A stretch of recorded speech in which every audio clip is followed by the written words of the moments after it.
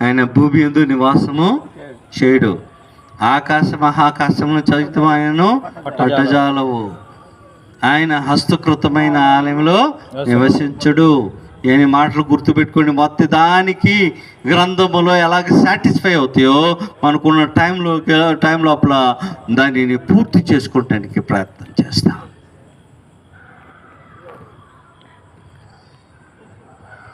ఆలయం కట్టేవాడు ఒకడు చిగురు అనేవాడు కలడు అన్నాడే, ఆయన కట్టబోతున్నాడట.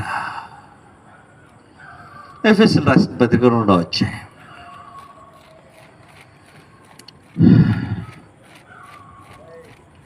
ఎఫెసీయులకు రాసిన పత్రిక 2వ అధ్యాయం.